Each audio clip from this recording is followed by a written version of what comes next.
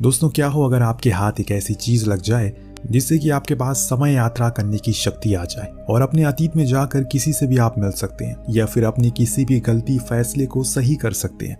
तो कहानी की शुरुआत होती है अरुणाचल प्रदेश के एक छोटे से कस्बे को दिखाते हुए, जहां तेज तूफान आने के कारण सब कुछ तहस नहस हो चुका है। जहां जहां नजर जा रही है सिर्फ और सिर्फ तबाही का मंजर दिख रहा है और इस तबाही में कुछ फरिश्तों की टीम आई है जो वहां के घायल लोगों की मदद कर रही है। पर आज उनके जाने का टाइम आ गया है, ऊपर से अब फिर से तूफान आने वाला है, इसीलिए उन्हें जल्दी से निकलना पड़ेगा। इस टीम का हिस्सा है जैक। वो जब चॉपर में बैठ रहा था तभी एक बूढ़ा शख्स अपने हाथ में एक नन्ही सी जान को लेकर आया। हालांकि उसने कुछ कहा तो नहीं, पर जैक समझ गया कि इस बच्ची के लिए वो एक फरिश्ते का काम कर सकता है। दरअसल वो बीमार है और जैक ने इंसानियत चुनी। वो वहीं रुक गया और उसका कई दिनों तक इलाज किया। इससे वो आखिरी में ठीक और तंदुरुस्त हो गई।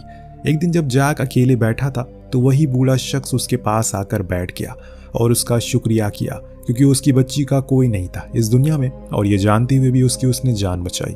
तो जैक उसके सामने हाथ जोड़ते हुए बोला, ये तो उसका फर्ज है। और इस दौरान वो बूढ़ा शख्स ने उसे पूछा, क्या तुम्हें अपनी जिंदगी में कुछ ऐसी करने की चाहत है जो तुम अभी तक नहीं कर पाए हो? जैक उसके सवाल का जवाब देते हुए बोला कि हाँ, वो एक शख्स से मिलना चाहता है लेकिन वो कभी मिल नहीं सका। और ये सुनकर वो शख्स अपने गले से एक माला उतार कर देता है जिसमें एक छोटा सा ग्लास का जार था जिसके अंदर कुछ कैप्सूल थे।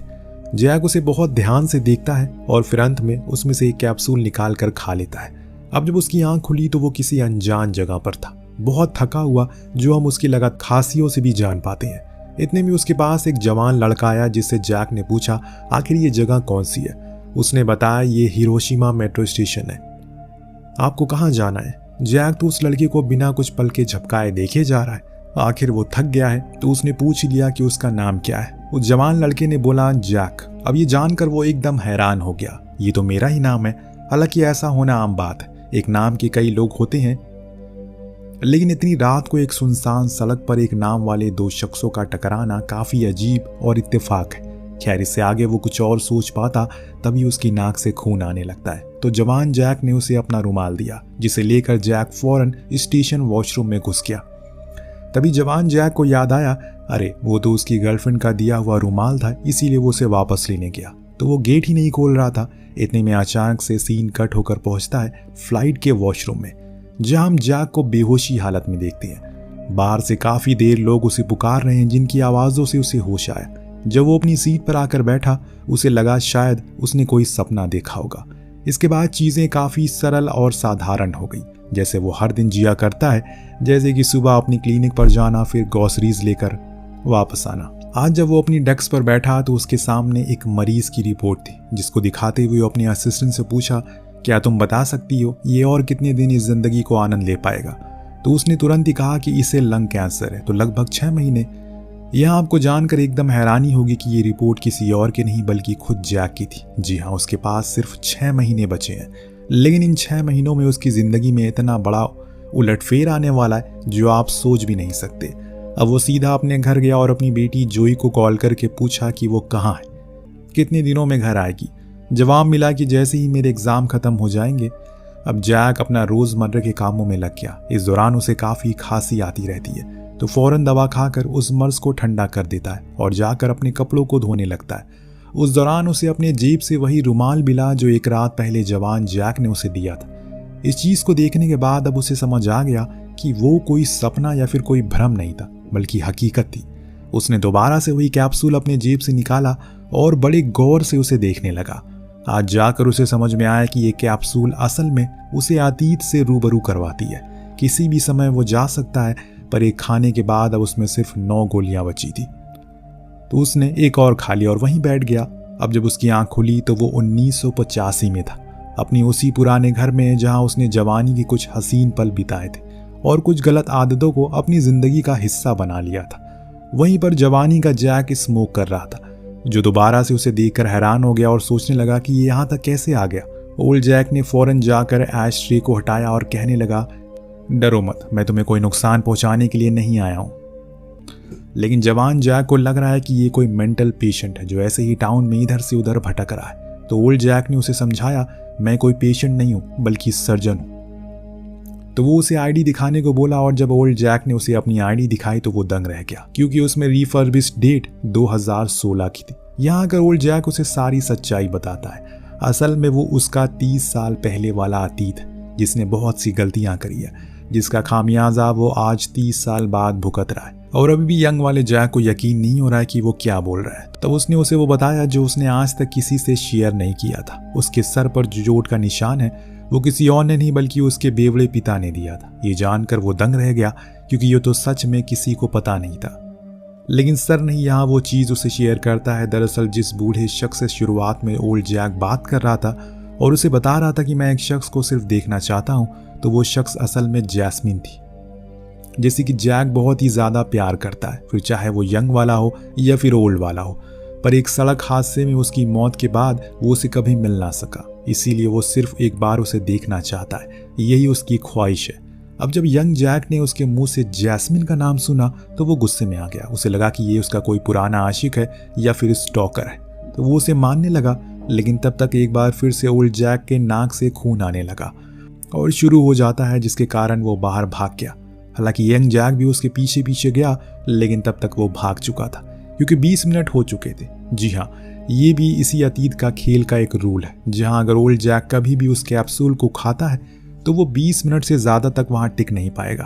खैर, अब तो उसकी आंख खुली है, तो वो वॉशरूम में पड़ा मिला जहां वो अपने कपड़े धो रहा था। तो वहीं यंग जैक इस हादसे के बाद फौरन अपने दोस्त के पास पहुंचा, जो बेचारा अपनी गर्लफ्रेंड के साथ उसी हालत को देख उसने गेट खोल दिया। जैक हड़बड़ी में उससे सारी बातें बताता है कि एक आदमी आया जिसने सब कुछ मेरे बारे में पता था, और कुछ ऐसी चीजें भी जो कि मुझे खुद पता नहीं थी। दरअसल वो पुलिस वाला होता है, इसीलिए जैक उसे वही लाइटर दिखाता है जो ओल्ड जैक यहाँ छोड़ कर गया था, और वो उस पर लगे फिंगरप्रिंट निकालने को बोलता है ताकि पता लगा सके क्या वो शख्स उनके रिकॉर्ड में है या फिर नहीं। यहाँ उसके दिमाग के पत्ते ही खुल जाते हैं जब उसका दोस्त ने बताया ये फिंगरप्रिंट तो उसके खुद के ही हैं। अब यहाँ यंग जैक को यकीन हो गया कि वो सही कह रहा था। वो उसका आने वाला कल था जो उसे मिलने के लिए आया था, लेकिन अब वो उसे दोबारा कैसे मिलेगा। इसी दौरान उसके सामने एक टैटू मैन गुजरा, तो उसे एक आइडिया आता है, अगर वो अपने हाथों में टैटू बनाकर उस आदमी को फिर से यहाँ बुलाने का इशारा दे तो। उसने एक टैटू बनवाया और लिखवाया विजिट हेयर। ये जैसे ही बना, ओल्ड जैक के हाथ में वहां बन गया वो टैटू, जिसे देखकर वो समझ गया कि वो समझ चुका है कि मैं कौन हूँ। लेकिन अभी वो उसे मिलने के लिए नहीं जा पाएगा, क्योंकि उसे उसकी बेटी से आज मिलना है, और इसीलिए वो उसे मिलने के लिए चला जाता है। चैंग और उसके बीच के रिश्ते बहुत ही अटूट होता है, क्योंकि वो सिर्फ उसके साथ यहाँ रहता है। लेकिन अब जब उसकी इस बीमारी के बारे में उसे पता चला, तब से ही वो उसे रूखा रूखा सा रहता है। जैसे आज जब ये दोनों डिनर पर कर रहे होते हैं, जब डिनर कर रहे होते हैं तो जैक उसे अमेरिका जाकर अपने आगे की पढ़ाई करने को कहता है, जो सुन चैंग नाराज होकर वहां से चली गई। उसे पता है कि उसके डैड ऐसा क्यों कह रहे हैं। हालांकि उसे कुछ बताया तो नहीं है, पर उसने उसकी रिपोर्ट देख लिया और अब पता चल गया है कि उसके पास सिर्फ कुछ ही दिन बचे हैं। खैर, अपनी बेटी को मनाने के लिए जैक बाहर गया और बताने लगा कि उसके अंकल ने उन्हें बहुत समझाया था पहले कम स्मोक करने के लिए, पर मैं नहीं माना और आज उसकी सजा मैं भुगत रहा हूँ। इसके बाद हम देखते हैं कि एक बार फिर से ओल्ड जैक उसे मिलने के लिए जाता है, जहाँ वो दोनों एक साथ एक ही जगह पर बैठकर जैस्मिन का शो देख रहे थे। यंग जैक ने बताया कि जैस्मिन आज दुनिया की पहली फीमेल डॉल्फिन इंस्ट्रक्टर बनी है, और ऐसा करने के बाद जो सुनकर ओल्ड जैक बहुत खुश होता है। हालांकि उसे ये चीज पहले से पता थी। दोनों में काफी कुछ बातें होती है, जिसमें यंग जैक उसे पूछता है क्या उनके बच्चे होंगे फ्यूचर में, तो इसने कहा कि हाँ, उसकी एक बेटी होगी जिसे वो बहुत प्यार करेगा।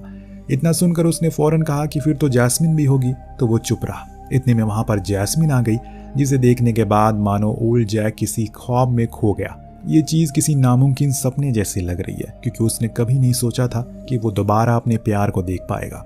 दूर खड़ा इस चीज को यंग जैक भी भाप लेता है और समझ जाता है कि जरूर कुछ तो गड़बड़ है। इसीलिए वो उसके पास गया, ये जानने के लिए क्या फ्यूचर में भी जैस्मिन उसके साथ रहेगी। लेकिन ओल्ड जैक की होने लगती है तबीयत खराब, क्योंकि उसका समय पूरा हो चुका है, अब वो दोबारा कभी नहीं आएगा। इतना कहकर वो वहां से जाने लगा। लेकिन यंग जैक उसके रास्ते में बार बार आ रहा था, क्योंकि उसे जानना था कि आगे जाकर जैस्मिन के साथ क्या हुआ, आखिर वो कुछ बोल क्यों नहीं रहा है। तो उसने जाते जाते सिर्फ इतना कहा कि तुम्हें समय आने पर सब कुछ पता चल जाएगा। ओल्ड जैक की कुछ ज्यादा ही तबीयत खराब होने लगी है, इसीलिए वो वहां से गायब होकर वापस अपने दौर में आ गया। इधर उसके जाने के बाद तो अब यंग जैक के दिन और रात काटने मुश्किल हो रहे हैं। जब जब वो जैस्मिन के साथ होता है, उसकी आंखों से आंसू आने लगते हैं, क्योंकि उसने ओल्ड जैक के चेहरे पर उसके सवाल का जवाब पढ़ लिया था। पर उसे फिर भी जानना था सिर्फ उसके मुंह से। उधर ओल्ड जैक अब अकेले ही अपने समय को काट रहा है कि तभी उसका म्यूजिक रिकॉर्डर बंद हो गया। जब वो उसे देखने गया उस पर एक मैसेज लिखा था, मॉम की डायरी खोलो, जो असल में यंग जैक अपने दौर से लिखा है। जैसे ही ओल्ड जैक ने डायरी खोली उसमें उसे एक नोट मिला जिसमें लिखा था जितनी जल्दी हो सके वो उसे बता दे कि जैस्मिन को क्या हुआ था, क्या वो उसके साथ है या फिर नहीं। अगर उसने इस सवाल का जवाब नहीं बताया तो वो उसकी पूरी जिंदगी खराब कर देगा। इसीलिए मजबूरन अब उसे मिलने के लिए वापस जाना पड़ता है और दोनों एक बस स्टैंड में रात के अंधेरे में मिलते हैं। उस दौरान यंग जैक की जुबान पर सिर्फ एक ही चीज थी, उसे जानना है कि जैस्मिन कैसे मरी ताकि वो उसकी जान को बचा सके और हमेशा उसके साथ रह पाए। लेकिन वो अभी भी उसे कुछ नहीं बताता, बस रोता रहता है। जब बार बार उसके पूछने के बाद वो वहां से भागने लगा तो जाकर ओल्ड जैक ने उसे अपनी बेटी की तस्वीर दिखाई और कहा कि अगर तुमने जैस्मिन की जान बचाई या फिर उसकी मौत को रोक तो सारा सब कुछ तबाह हो जाएगा, मेरा पूरा भविष्य दूसरी दिशा में चला जाएगा और अगर ऐसा हुआ तो मेरी बेटी कभी पैदा नहीं होगी, क्योंकि वो जैस्मिन की बेटी नहीं है बल्कि उसकी मौत के बाद मैं दूसरी लड़की से मिला, वो उसकी माँ है। इसीलिए जो जैसा है वो वैसा ही रहने दो, ईश्वर के वास्ते। पर यंग जैक नहीं मानने वाला था, इसीलिए अंत में हार कर उसने कहा कि ठीक है, पर मेरी एक शर्त है, मैं बता दूंगा कि उसकी मौत कैसे हुई, परंतु फिर उसके बाद तुम्हें उससे ब्रेकअप करना होगा ताकि तुम उसके बाद उसी तरह से जी सको जैसे उसकी मौत के बाद मैं जिया था, ताकि तुम उस दूसरी लड़की से मिलो और मेरी बेटी पैदा हो सके। ना चाहते हुए भी वो मान गया इस शर्त के लिए। 2 महीने का समय बीत जाता है।